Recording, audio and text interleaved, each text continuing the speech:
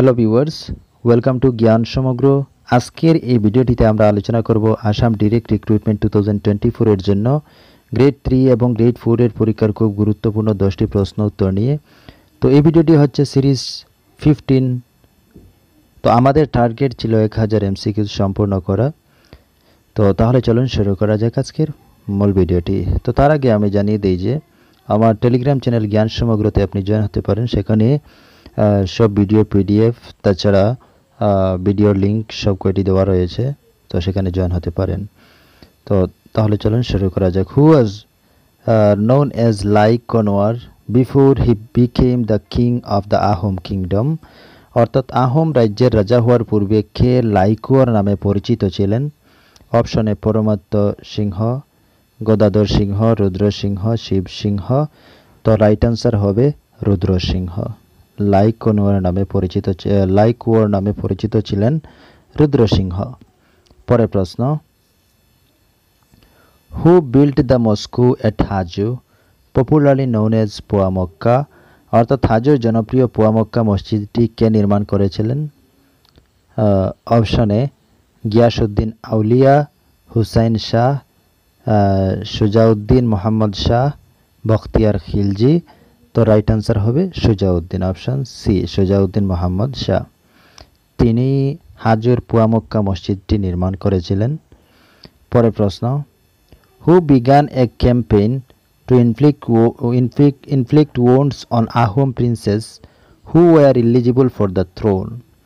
অর্থাৎ সিংহাসনের যোগ্য আহোম রাজকন্যাদের আঘাত করার জন্য কে একটি প্রচারণা শুরু করেছিলেন? অপশনে লাচিত বরফুকন, মামাই তামুলি বরবরুয়া, লালুক সলা বরফুকন, বদনচন্দ্র বরফুকন। তো রাইট আনসার হবে অপশন সি, লালুক সলা বরফুকন। পরের প্রশ্ন, which king was commonly known as Parbatiya Raja? কোন রাজাকে সাধারণভাবে পার্বতীয়া রাজা হিসেবে জানা যায়? অপশনে সুলিকপা, সুদৈফা, গদাধর সিংহ, সোহংমং। তো রাইট আনসার হবে সুদৈফা, অপশন বি। তাকে পার্বতীয় রাজা হিসেবে জানা যায়। Which of the following was known as Bagnia Raja, অর্থাৎ বগনিয়া রাজা? নিচের কে বগনিয়া রাজা নামে পরিচিত ছিলেন? অপশনে রুদ্র সিংহ, শিব সিংহ, জয়োদ্দাস সিংহ, গদাধর সিংহ। তো জয়োদ্দাস সিংহ, অপশন সি, জয়োদ্দাস সিংহকে বগনিয়া রাজা নামেও জানা যায়। পরের প্রশ্ন, which king was also known as Nariya Raja? অর্থাৎ কোন রাজা নরিয়া রাজা হিসাবে পরিচিত ছিলেন? অপশনে সুতিংপা, সুঠামলা, শিব সিংহ, গদাধর সিংহ। তো রাইট আনসার হবে সুতিংপা, অপশন এ, সুতিংপা।